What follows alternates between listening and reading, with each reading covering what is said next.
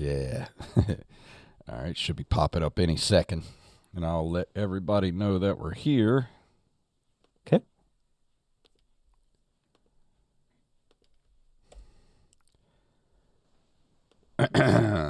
So next week, should I do... were we going to do a dual review of Duke Nukem? I don't think so.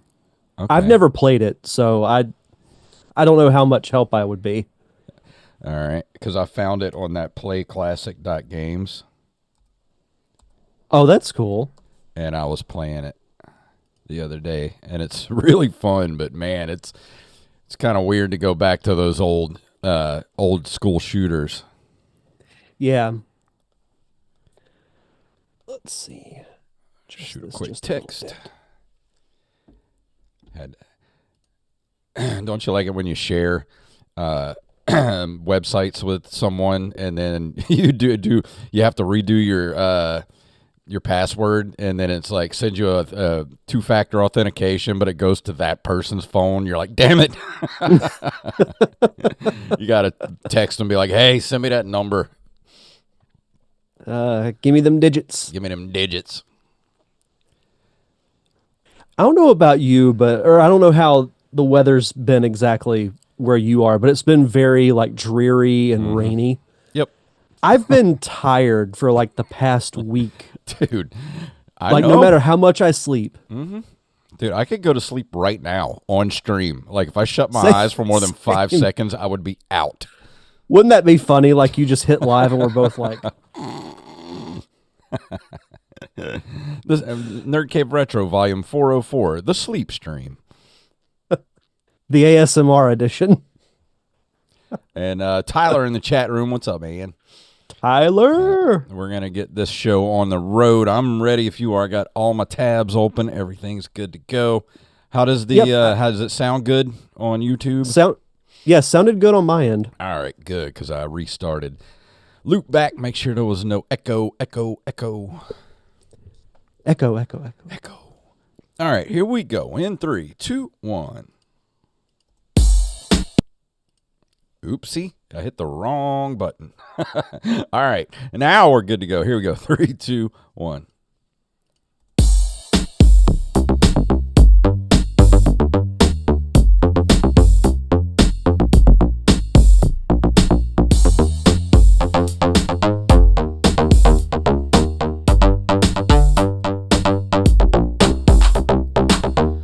Greetings, programs, and we are well into 2025 now. My name is Jason Robbins. And my name is Derek Diamond. So how does it feel to be living in the future? I feel like it should already be July at this point. It's what, January 65th right now? Yeah, something like that, give or take a day or 12. Yeah. But no, it's been it's been very busy, but it's been good. You know, I think I mentioned this on last week's show that we've been kind of remodeling and rearranging our house. You can't see it obviously because all my setup is on it, but I got a new desk where I can have 3 monitors at one time, which is a lot of fun. It's a little overkill though. It's awesome though. Yeah. Well, no, I got our Zoom window right in front of me. I got the news to the left. I got the YouTube chat to the right. So I don't have to really do anything, which is pretty nice. But yeah, and we were talking about it before we actually started, but it's been kind of cold and rainy and dreary here in Northwest Florida. And I just feel like I could sleep the entire month of January. Then we were talking about, I could literally sleep right now. Like if I were to shut my eyes for more than 10 seconds, this would just be the sleep stream, the Nerd Cave Retro sleep stream for an hour. Friday at work, no lie, it was just me by myself for a good portion of the day. And I could have swore to you I shut my eyes and like 5 minutes had gone by. That's how tired I was. You might have slipped through consciousness for a little bit. So have you been playing anything over the past week? Yeah, I have. Nothing crazy. I'm still playing the Aliens. What's it called? Alien Dark Descent on Game Pass, and also I fired up playclassic.games again and played a couple of things real quickly just to kind of see what was what, and ended up playing Duke Nukem 3D for a bit the other day, and I think I have two games that I want to my next two reviews, but I don't know which one I want to do next. So next week is either going to be Duke Nukem 3D or it's going to be Grand Theft Auto San Andreas, which I've been playing on the PS2. But one of those two will be next week. If you want my recommendation, or at least if you need something to kind of sway you either way, we've talked for a while about Grand Theft Auto, and we haven't reviewed a single Grand Theft Auto game yet. That's true. But either one will be cool. Yeah, I think I'll go ahead and do San Andreas next week. I do need to get back into it and play a little bit more. I'm only like maybe 8 or 9 hours into it at this point, but I know I need to get a little further because that game is quite beefy. As for as old a game as it is, it takes a while to get through that game. There's a reason why we don't get a Grand Theft Auto game very often. Anything you've been playing lately other than what you're reviewing tonight? That for the most part. I've started to dabble a little bit into Jack 2, which is going to be my next review. A while back, they were doing this sale on the PlayStation Store where you could get the entire Jack and Daxter trilogy for really cheap. So I got it around the time that I reviewed the first game cool. A couple of years ago. So I've got the other two just kind of waiting in the wings, and we talked about reviewing more PS2 games. So I'm like, you know what? It's been a while since I've played 2 and 3 from the Jack and Daxter trilogy. So Jack 2's been kind of what I've been starting to dive into. But I picked this book up when it came out. Batman Resurrection, which is a direct sequel to the 1989 Batman movie with Tim Burton and Michael Keaton. I'm about a third of the way through it, and it is really good. It takes place about a month after the end of the first movie. Yeah. So you really get to learn about how the Joker's still kind of affecting things, even though he's no longer with us. I want to get that. That sounds awesome.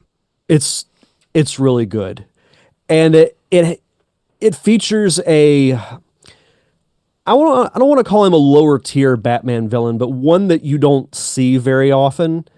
But his origin story in this book is awesome. All right, is that a spoiler to know who it is, or should I just wait and be surprised? I don't think it's that big of a spoiler. So I can go ahead and tell you if you want. Go ahead. It's Clayface. Oh, okay. I love Clayface. Dude, he is the best character in Harley Quinn. Easy. There's whole chapters in this book dedicated to him. Dude, I mean, I know he's a more serious character, like with the comic books and stuff, but man, if you have not seen Harley Quinn, he's the reason to watch that. Him and Bane are the two reasons to watch that show. They're so good and so freaking funny. And the Bane kaiju episode is one of the funniest things you will ever see in your life. And I'm just going to leave it right there. You just have to see it. Yeah, I'll have to check it out. This is not the comical version of Clayface, but yeah. The way that he's connected with the first movie. I know he wasn't in the first movie, but the way that he ends up being connected to it is really cool. So you haven't seen any of the Harley Quinn HBO series? I have not. Dude. I'm behind on so many things. Bane becomes a kaiju and has relations with some of the buildings. Oh my God. You have to see it, dude. That's awesome. Go start that series tonight. When we're done here, go watch Harley Quinn on HBO Max. I'm telling you, you'll thank me. Oh, and Tyler in the chat room says next season starts this week. I'm so excited. Oh, wow. Nice. I'll have to check it out. Yeah, you should. You need to. It's so good. I can't describe how good that show is. Yeah, I don't think I've heard anything bad about it, it's honestly. Great. All right. Well, I can't say anything else about it, but, go watch it. That's all I got to say. I will. I'll take you up on your recommendation. But anything else before we go into the news this evening? I'm ready to dive in. Let's hit it.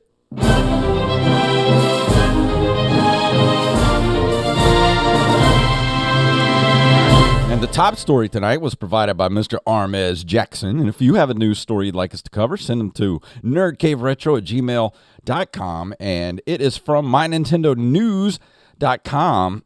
Rolling Stone revealed their top 10 games of all time. Popular American website Rolling Stone. I like how they call it Popular American Website, not like Popular American Magazine that's been around for like 70 years. No one reads print material anymore. I guess not. Has published a revised list of the best games of all time, and you can check out the full list at the link in the article here. The site says that they looked at how influential the games were when they were originally released, along with how well they hold up to today's standards. Let's see. At number 10, Super Metroid. It's a good. Okay. Should be higher up on the list to me, but maybe. It made the list, so that's something. Number 9, The Elder Scrolls Skyrim. Yeah. I don't know if is it the best. I was addicted to that game for a while, so yeah. I think it's up there. Would I put it? Well, would I put it in my I'll give top my 10 thought. Of all time? I don't know. Yeah. If it was just strictly RPGs, I'd say absolutely. Yeah. But we'll continue with the list. Number 8, Final Fantasy VII. Yeah, I mean, I'm not a huge Final Fantasy fan, but that game was huge when it came out and was extremely popular and very highly reviewed. And I know people are going to kill me for saying this. I wasn't that big a fan of the original, even though I know it was good. People loved it, but I like the remake better. But that's just me. That's just 'cause I never played the original, and I prefer a newer play experience. Number 7, Metal Gear Solid. I didn't get into the Metal Gear games. No, I didn't either. I know there's a lot of people that like them, but would you really say Metal Gear Solid is that influential? Maybe. I don't know. I know people love that game. I know my brother gave it to me on PS2, and I should review that at some point. I know it's a lengthy game. Yeah. Number 6, Half-Life 2. I would say that deserves to be up here because that is a hugely influential game. 100%. Number 5, The Last of Us. I don't know if I'd put it that high. I don't. Me either. But it's a great game. Don't get me wrong. It is. It's more of a narrative and not so much of a game. It's more like you're playing a movie than actual game. It's weird. If you've never played it, I don't know if I'm describing it correctly, but that's how I felt about it. It was more like watching a movie than playing a game. Yeah, it just because it was so cinematic and had just such a deep and rich story that, it really did feel like a movie. Yeah. And, we saw how well it was adapted by HBO into a series. So from an influential standpoint, would I put it that high? Probably not. But if someone puts it in the top 10, I don't really have an issue with it. Yeah, I don't need it. Would definitely be in my top 20. I don't know if it would be in the top 10. Right. Number 4, I do agree with this one being in the top 10, Super Mario World. Oh, yeah. I mean, you could make the argument that it's the best Mario game of all time. Mm-hmm. And Mario is the most influential and iconic video game character of all time. So I know that it all started with the original, but 3 and World perfected the platforming genre. It's what you think of Mario today is because of those two games. Yep. Number 3, Grand Theft Auto 5. I would say, that's a pretty huge game. Yeah, you got to put a Grand Theft Auto game on there. I mean, if you have a game like that that's lasted like 12 years, that game came out at the end of the 360, and it's still going. Mm-hmm. At number 2, Tetris. Tetris definitely has to be in the top 10. Oh, 100%. Love Tetris. Number 1, now, this is a very controversial pick because this is not the game I would have picked for the top 10 list, But at number 1, The Legend of Zelda Breath of the Wild. How do you feel about that? My Zelda bias aside, I love Breath of the Wild. It came along at a perfect time because we've talked about for years how Zelda would be the perfect property to move into like an Elder Scrolls type of game. Mm-hmm. And I love the game. I wouldn't put it, if I'm picking a Zelda game, I would not have picked Breath of the Wild. Me neither. I would have picked Link to the Past or Ocarina of Time. Yeah. I mean, don't get me wrong. I'm with you. I loved Breath of the Wild. I think it was a fantastic, probably one of the top 5 best games for the Nintendo Switch. But as far as a Zelda game, I don't want to go back to it. But with Link to the Past, or even something like, Minish Cap or something like that, like I can go back to those over and over again. But Breath of the Wild is like, soon as I was done with it, it was like, whew, all right, I'm done with that. I'll probably never set foot in that game ever again. No, if I can play either that or Tears of the Kingdom, I'm going to play Tears of the Kingdom just because there's so much more to it. Yeah. The reason why I think you can make the argument for Ocarina of Time, it was a very highly anticipated game. And it got the very rare perfect 10 on IGN. And I know the game hasn't aged as well as people might like to believe, and it's even a hard pill for me to swallow. Yeah. But when you look at the anticipation for it and the fact that a lot of people pick that as their favorite Zelda game, I would put Link to the Past over it. But if they would have put Ocarina of Time, I wouldn't have disputed it at all. Yeah. But I would have put one of those two. Same. And I would have even put Wind Waker above Breath of the Wild, honestly. But that's just me. And not that I hate Breath of the Wild. I loved Breath of the Wild, but there's so many better Zelda games that you can go back to that, are just better. I don't know. They have more replayability than Breath of the Wild does. Yeah, I mean, we still talk about Link to the Past and Ocarina of Time decades after they've been released. I don't know that we'll do the same with Breath of the Wild. We probably will maybe with in the Tears sense of the Kingdom. Yeah. Either one of those, even though they're both incredible games. Yeah. But you look at the impact that the two previous Zelda games that we mentioned, the impact that it made, that is still being felt here, 30-something years later. Yeah. For Link to the Past case. But I mean, we could debate this all day long. Yeah, this could be its own podcast. Yeah. Maybe one day we could bring on like a guest or two and do like a Zelda debate. Yeah, we should. That sounds like a great idea. I'll bring dinner into the studio because that one might take a while. Yeah. From timeextension.com, we are now 0.3 seconds off of absolute perfection, says Super Mario Speedrunner as he sets new world record. Insane. I know.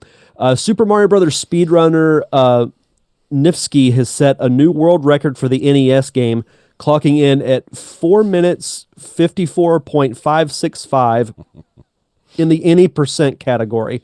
The 8-bit classic has been so comprehensively mined by speedrunners in recent years that gains are now made in individual frames rather than seconds. For those that may not know, there's 30 frames in a second. That should tell you how micro the timing is now. Although the 8.4 could have been a few frames faster with my strats, I am still extremely happy with this time, says the speedrunner, who has made it his personal mission to push the game to its limit. This run is now 18 frames, 0.3 seconds off of absolute perfection. I will push this to 4 minutes, 54.4 seconds and lower in the near future, but for now, I am very satisfied with this run. He also tracked his heart rate during the attempt, and it spiked to 188 beats per minute. That sounds like a trip record. to the hospital. Yeah, he had the world record, but he also suffered a complete cardiac arrest during the game. I was about to say His heart was working a little overtime there, that's for sure. That's insane, man. Yeah. Like when you're down to like that close, like why do you even try anymore? I don't want to discredit speed runs because they're incredible to watch. I've even had the pleasure of watching a couple in person, and they're really fun. But my thing is, like, once you accomplish it, I mean, I'm assuming he's just going to move on to another game. Maybe I don't know. But my thought would be, okay, well, once I do this, then what? Yeah. I mean, But still, it's really impressive. it's crazy. Really, really impressive. That's just insane. And this next story is from NintendoLife.com. Metroid Prime 4 OG Amazon pre-orders are being canceled. If you pre-ordered Metroid Prime 4 on Amazon multiple years ago, you might want to check the status of your order. Amazon customers have been receiving emails recently confirming the cancellation of this item due to lack of availability and providing refunds. A user on the Metroid subreddit who ordered the title in 2017 shared the message they received. Metroid Prime 4, Nintendo Switch sold by Amazon.com Services, Inc. Hello. Due to a lack of availability, we will not be able to obtain the following item for your order. We've canceled the item and apologize for the inconvenience. If you see a charge for the canceled item, we will refund you within 1 to 2 business days. If you are still interested in purchasing this item, it may be available from other sellers. Please visit the detail page for this item. Fortunately, there are no real concerns here about the state of the game or development. It seems Amazon is only canceling original orders. In other words, Metroid Prime 4 Beyond purchases shouldn't be a problem going forward. So this was for the original Metroid Prime 4 that was teased back in 2017. And here we are 8 years later, and people are finally getting their orders canceled. The line that cracks me up is, if you are still interested in purchasing this item, it may be available from other sellers. No, it Spoilers, it's not. That's funny. Yeah, I mean, I get it, but like, we don't know when the game's coming out. Like, it says here that it's supposed to be this year. Yeah, it said it would launch on the Switch in 2025, but who knows? Nintendo is keeping everything like ultra close to the vest. Yeah. I mean, So we haven't even gotten a Switch 2 announcement yet, and we're already halfway through January. And I mean, if you pre-ordered this back in 2017, I guarantee you most of these people pre-ordered it and forgot they pre-ordered it until Amazon sent them a message. Because 8 years later, that's stupid. It's crazy to think that, like, I wasn't even living in this house yet when it went on pre-orders. And I've lived here since the summer of 2017. Oh, that's nuts. Yeah, it is. Our last story comes to us from MyNintendoNews.com. Rumor, PS5 Pro leaker says Switch 2 reveal coming next week. Uh-oh. Well, there's a funny update, but I'll save that for last. Yes, it has unsurprisingly happened again. Another Switch 2 rumor has surfaced online, and it is another rumor from someone with a history of leaking announcements before they officially happened. However, if this were to end up being true, it would result in a lot of different things relating to the Switch 2 being leaked in advance. Assuming that this is correct, the Switch 2 will be revealed next week on January 17th. Will launch on March 3rd with a $400 retail price. The launch lineup will include Mario Kart 9 and Red Dead Redemption 2, but we'll also get an announcement trailer for a brand new 3D Mario game. And in an update, the leaker admits that he made it all up. So well, there goes your discount credibility. everything I just said. Yeah. and literally that happened since I put this in the notes last night. So, oh, wow. Yeah, that update just happened. Yeah, I mean, we can play hypotheticals and all of that all day long. Nintendo's just going to announce it when they're ready to announce it. It might be tomorrow. It might be next week. It could be the summer. Knowing Nintendo, they're going to wait until it's shipping before they announce it. I'll go ahead and make a prediction. Whenever they do announce it, it will be on a Tuesday because it's the day after we do our show. Yeah, of course. And then we'll have to wait the following Yeah. week to talk about We it. might have to do an emergency pod if that happens. I think they're going to they're going to take a page out of Apple's playbook, and they're just going to announce it and then be like, and it's available now, and it's just going to drop in stores and online. Like, on one hand, I do think that would be kind of cool. Like, it would be frustrating because we wouldn't really know what's coming out for it. But at the same time, it would just be like, wow, we've got a new, like, you don't really have time to build anticipation to it because it's already here. Yeah. But then you don't have all those trolls online be like, this thing's going to suck, like they did with the Switch. Like, this thing's going to suck. It's the end of Nintendo. And then here we are, 8 years later, and they're like the biggest selling console of all time. Yeah. So we'll see what happens. But I'm going to stand by my prediction. It will be announced on a Tuesday. Yep. And let's fly through the video game history, shall we? Sure.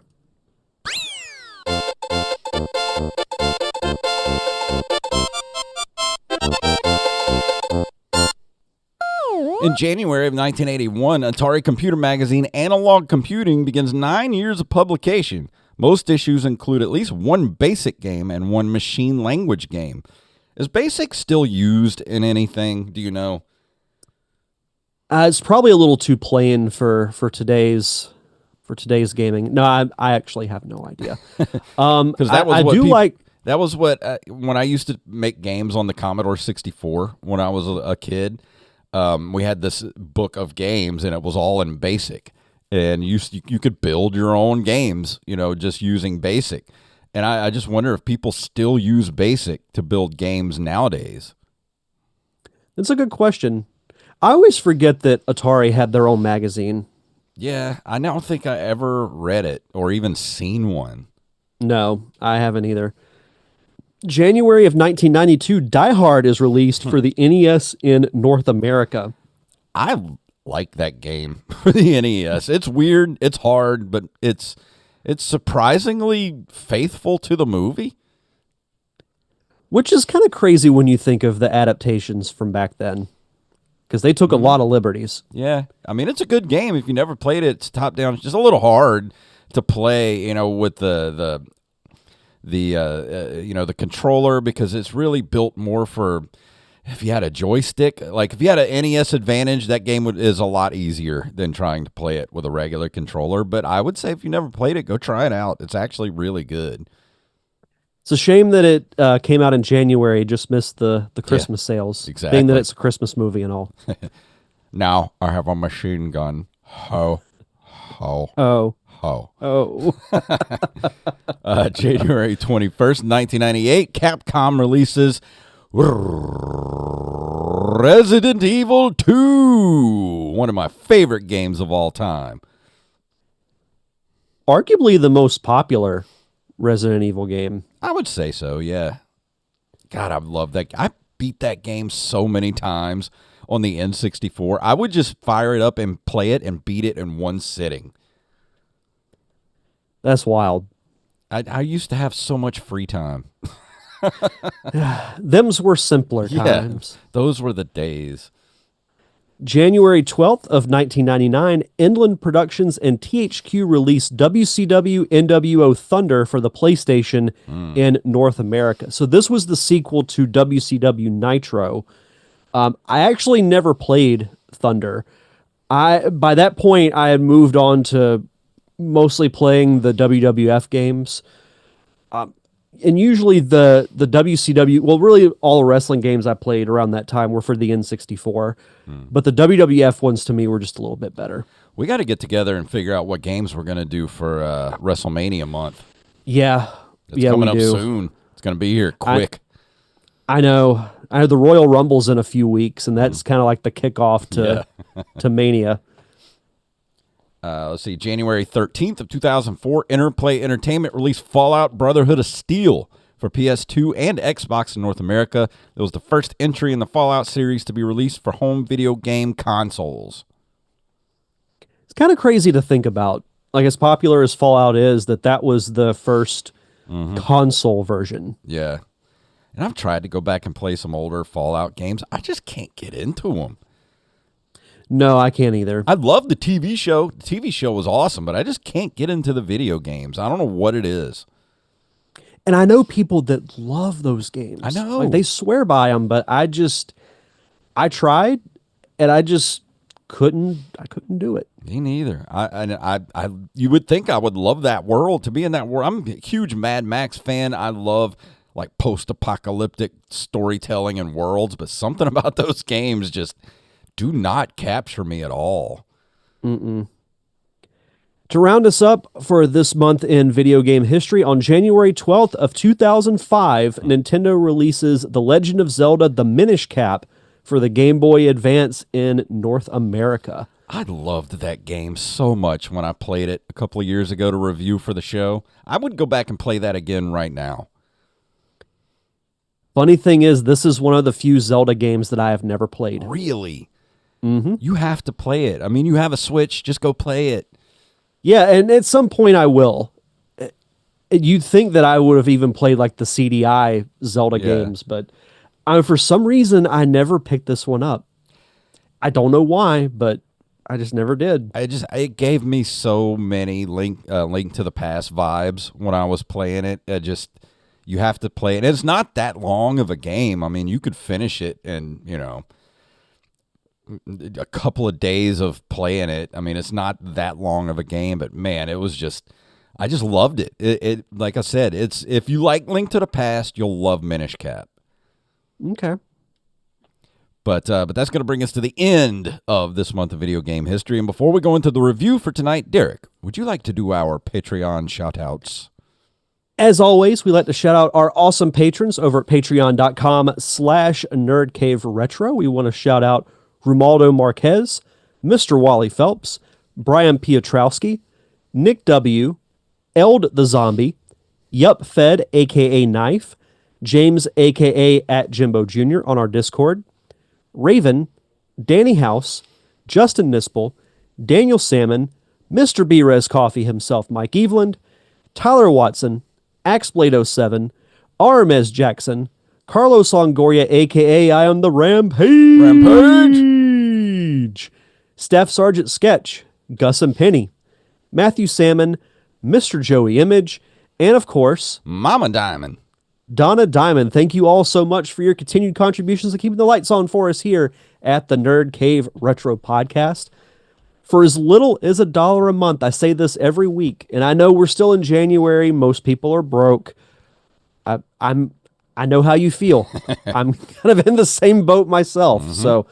But for as little as $1, you get your own RSS feed with 0 ads for this podcast, and you get early access to our bonus episodes, which for the most part includes a commentary track from a cartoon or a live action show or a movie from yesteryear, like the legendary Thunder in Paradise discussion that we had, Super Mario Brothers the movie, animated shows like Darkwing Duck, Tailspin, DuckTales, Real Ghostbusters. And I know we're going to start adding in some roundtable discussions in the rotation. So I know we're about halfway through the month, so we'll be recording our bonus episode sometime soon. So be on the lookout for that. And if this month we're going to be talking about Mr. Belvedere. Mr. Belvedere. That's one of those shows I haven't seen in so long. I'm really interested to go back and watch it. Same. Yeah, I've watched it a handful of times, but it'll be interesting to kind of go back and kind of watch it with a more attentive eye, if you will. So, so that'll be fun. And if you want to sign up to be a part of our awesome Patreon community, just head over to patreon.com/nerdcaveretro. And for new patrons, be sure to send us your social media info so we can give you a proper shout out. And tonight, we're going to be talking about...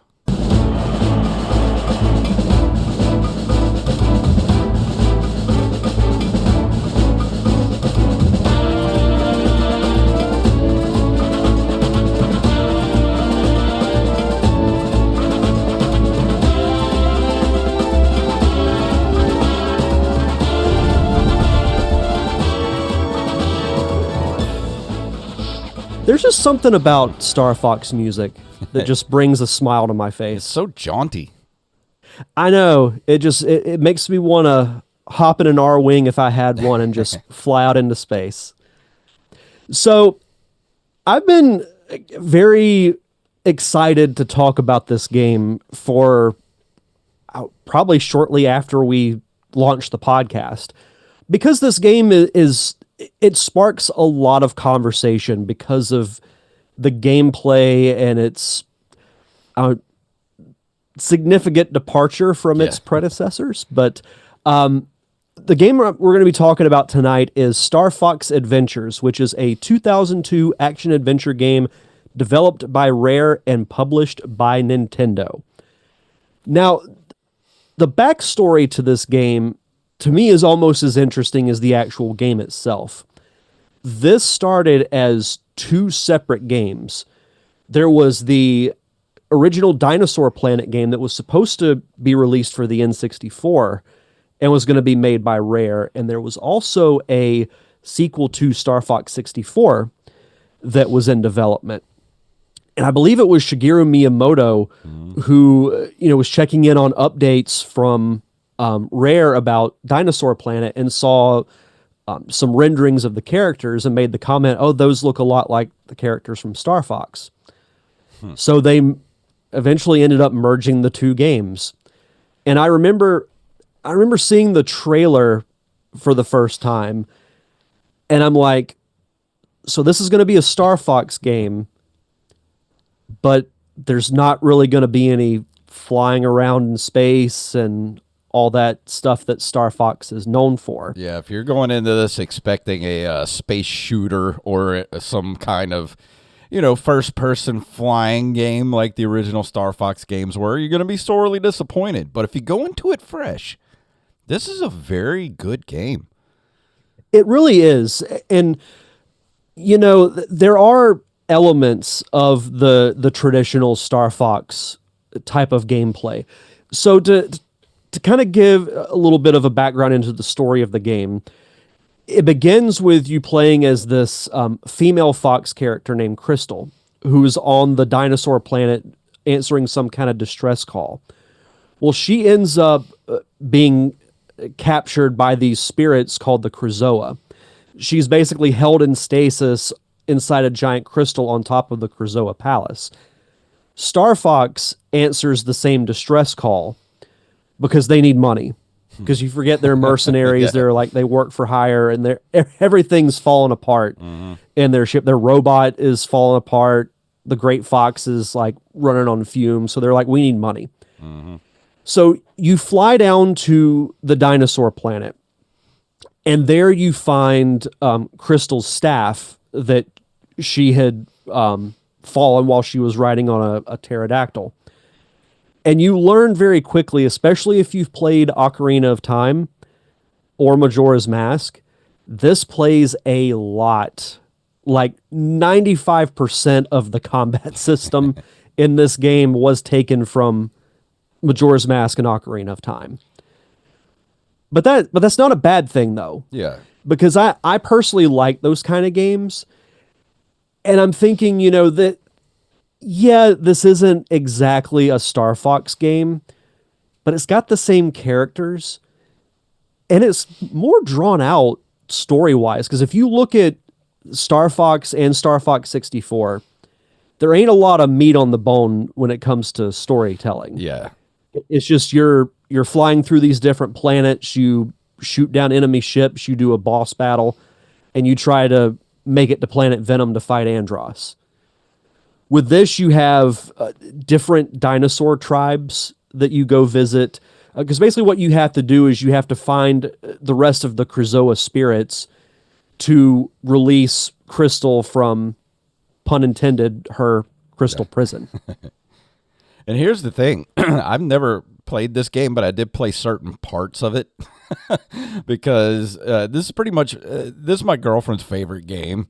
And we got it for about a year or so ago, and I watched her play the whole game, and there were some parts that she let me play because she couldn't get past some parts, so I didn't get to play a few parts of the game, But I never have actually sat down and played the game myself, but I did watch her play this one.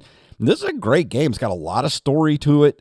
It's got, it's an adventure game. And for the GameCube, it's pretty beefy. And the music's great.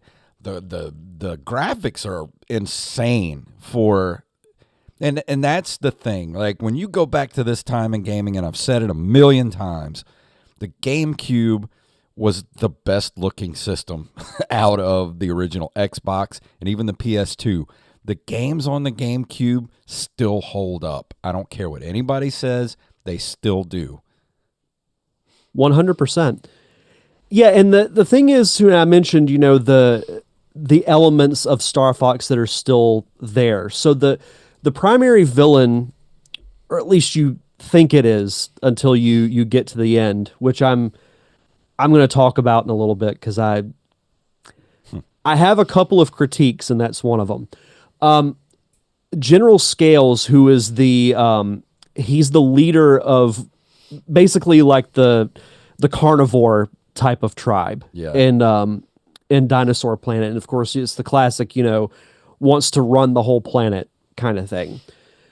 So what he ends up doing is he is able to take chunks of the dinosaur planet, and they're kind of floating out on their own in orbit around the planet.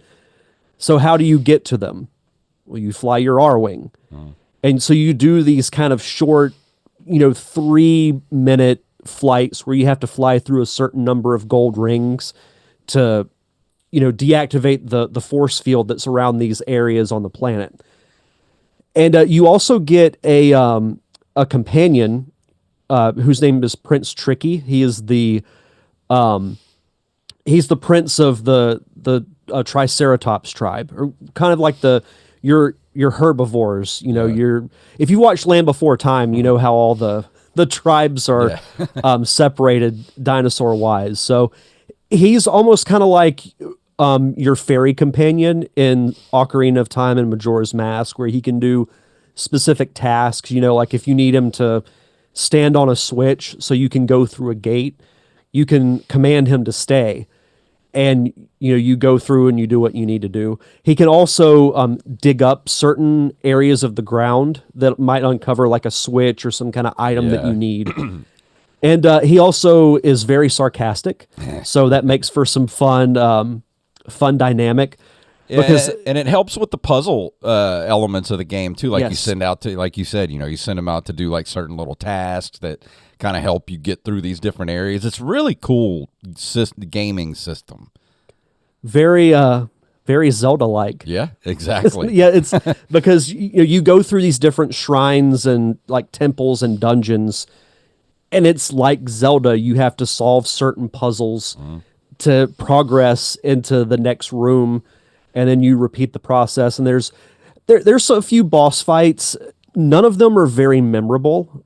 I don't remember really disliking any of them, but I couldn't tell you one that's like, oh, this was super fun to do, or none were really bad either. They were just kind of some of the more memorable moments of the game to me are some of the things you got to do with the R-Wing, and you're flying, like you're trying to take out this base, but you got to fly around the perimeter, and there's all these towers that are like shooting stuff at you, and you're like trying to take these towers out, and it took so many tries to get through these parts of the game, but they're so cool and memorable. I don't know. I feel like, and I know I'm kind of jumping ahead of myself here, but I feel like this game didn't get its due. And I feel like this is something that they really should do a remake of and bring it back for the Switch 2. I would love that for multiple reasons. One, more people could see the game and get to experience it. But this was also kind of a bittersweet game for me to play, because this was the last home console game that Rare made for Nintendo. Yeah. They still made like Game Boy games after they were bought by Microsoft, but this was Rare's swan song for Nintendo, essentially. And it was a heck of a game for them to go out on, because at the time, Star Fox it wasn't on like your Mario or a Zelda level, but it was still in the gaming limelight because Star Fox 64 was still kind of fresh on people's minds. People like the Super Nintendo version, so Yeah. But I there's think just so much more to it, and that's what made this game really good. Is like you had those piloting sections of the game, but you also had like this whole, Zelda Indiana Jones style adventure game that you played as well. And I think they did a really good job mending those things together. And I apologize if you hear my stomach growling. That's kind of embarrassing, but my stomach's like, bow. Oh, it's all good. I don't know if the listeners will be able to hear it, but I know I can't. Okay, good. So there's that. Something you did point out on that I wanted to go back to. The music in this game is underrated and is honestly like very calming. Mm-hmm. I put this in our Discord. I was listening to the soundtrack while I was at work today. One, because I'm in a phase now where I just kind of like listening to like lo-fi or some kind of relaxing type of music. Yeah. But also I wanted to kind of get in the right head frame for the show tonight because this was what we were going to be talking about. It reminded me a little bit of Breath of the Wild and Tears of the Kingdom's music because there's not like a track that's memorable. Yeah. But it plays into the environment so well. Like you feel that Dinosaur Planet is this kind of like a paradise that's untouched by, evil forces until General Scales kind of rises up into power. But it still has that like peaceful and calming kind of ambiance, which I really like. Mm-hmm. Again, yeah, it's one completely different from traditional Star Fox music. Yeah, it's like you said, it's not really over the top or anything like that, but it's more the music kind of blends in with everything, so you don't really notice it, but when you do, it's like it's very kind of, oh, that's nice, Yeah. Well, it's like if you go back and you look at the older Zelda games, you can think of 2 or 3 tracks that are iconic. But other than maybe like the Hyrule Castle theme from Breath of the Wild, I couldn't tell you like a really notable track from that or Tears of the Kingdom. But that's not a bad thing because it blends into the game really well, like you said. And as far as the combat system, it's a little simplistic, but it didn't really bother me. Yeah. You do get upgrades for your staff throughout the game. So like you get the ability to shoot fire from the tip of the staff that you use not just to fight enemies, but also to activate switches that'll help you progress. You also get, I call it the Superman freeze breath, Yeah. where you can douse flames with it. Mm-hmm. So it's not just strictly, fight with staff and fly with R-Wing. You get a little more as far as upgrades go throughout the game. Yeah, you get a little bit of everything with this game, and it's pretty impressive. So, that being said, there's a lot about this game that I like, but looking back on it, there is one thing that I do not like at all. What's that? I didn't like that they brought Andros back to life. Oh. So here's the thing. This game takes place 8 years after Star Fox 64. So like Andros is presumed dead and all of that. I liked the General Scales villain. Mm-hmm. And then it turns out, so you get all but one of the Krazoa spirits.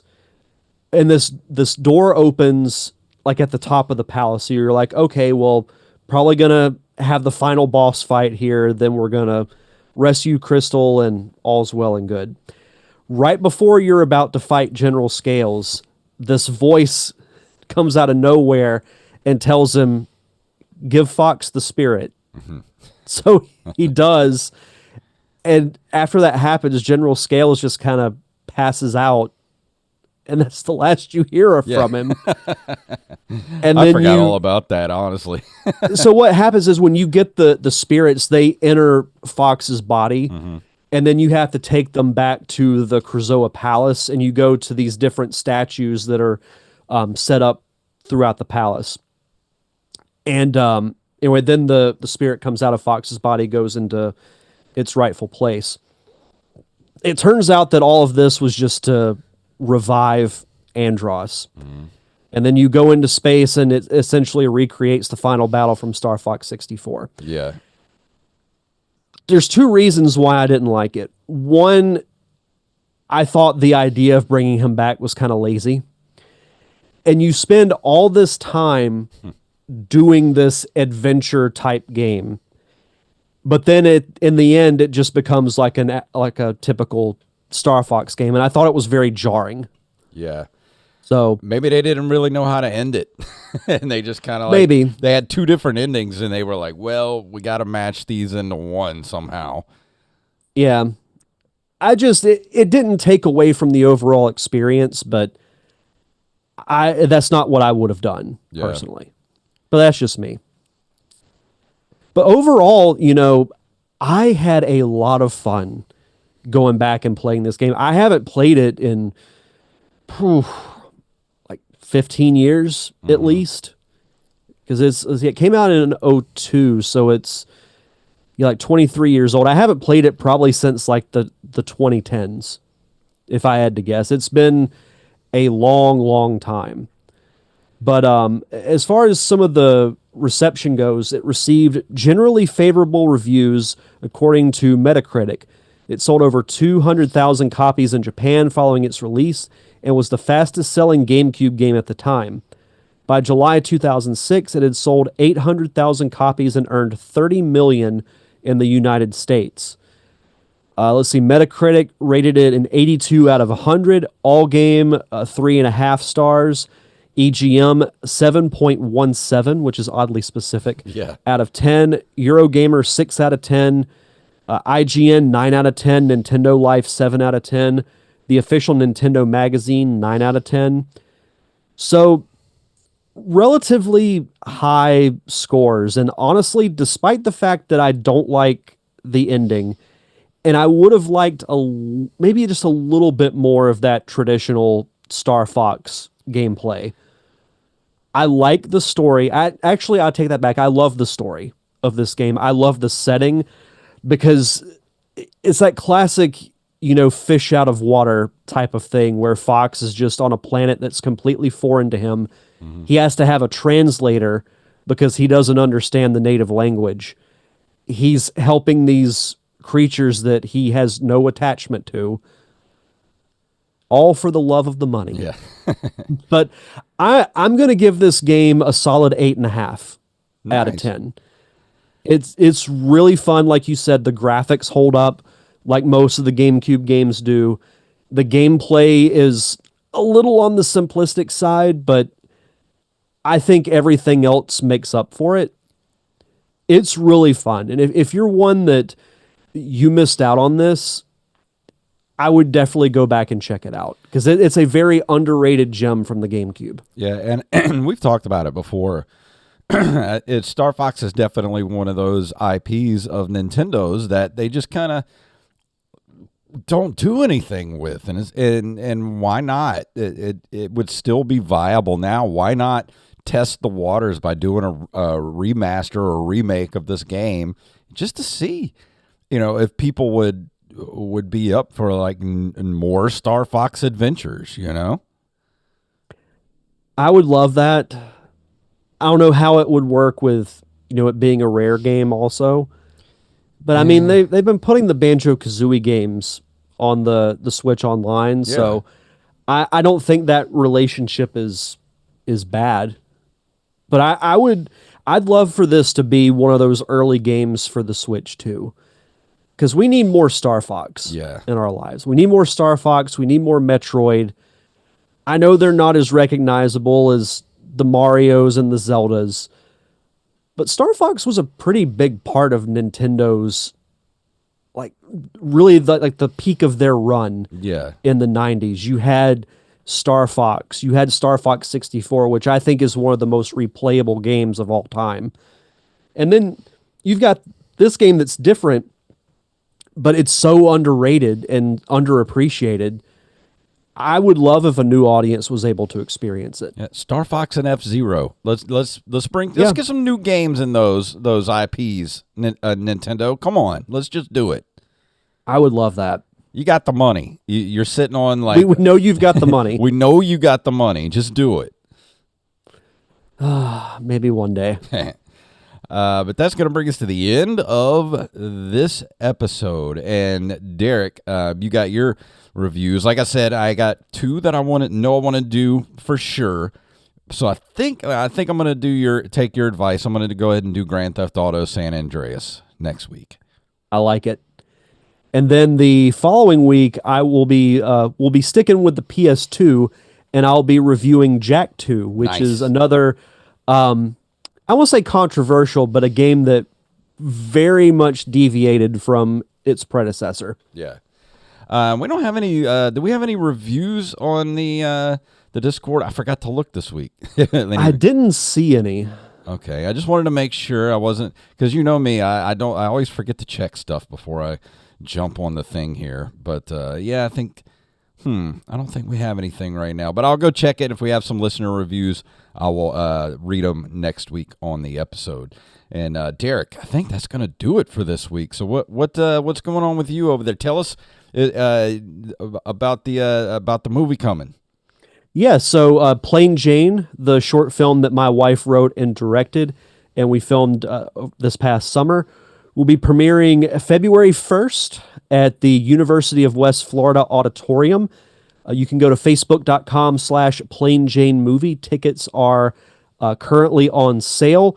And we'll also be posting, like parking information, where exactly the auditorium is on campus, and all other kinds of stuff that we've got in the works to promote the movie over the next couple of weeks. So the primary source will be facebook.com/plainjanemovie. And that's February 1st? Yep. See, I wanted to come, but I'm going to be opening for Mo Alexander on February 1st. You can't disappoint Mo Alexander.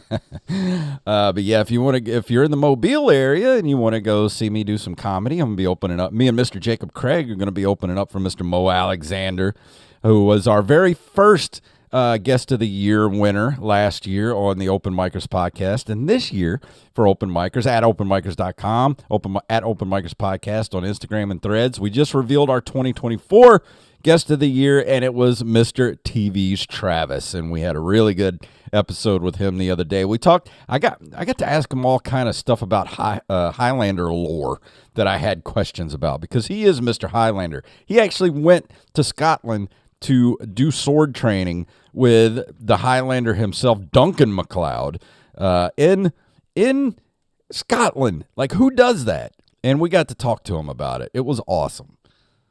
Love it. But that's going to do it for this week. Anything else, Derek, before we walk out of this door? I think that's it. Well, let's get out of here, and we'll see you guys next week. But before we go, if you want to email us at nerdcaveretro@gmail.com. Nerdcaveretro.com is our link tree. That takes you everywhere you need to go. All the socials, all the ways to give us money, like Patreon, and our merch shop, which is ncrmerch.com. We got all kind of stuff on there. We have designs for t-shirts, hats, magnets, bags, mugs, whatever your nerdy little heart desires. And also, if you can't do that, we understand. We said it earlier. If you can't give us $1 a month, you can't buy merch from us. It's Christmas is over with. You got bills due. I understand. If you don't have any money, go leave us a review or a 5-star rating on all podcasting platforms. So, Derek, please tell them what it's all about. May the way of the hero lead to the Triforce. Yeah.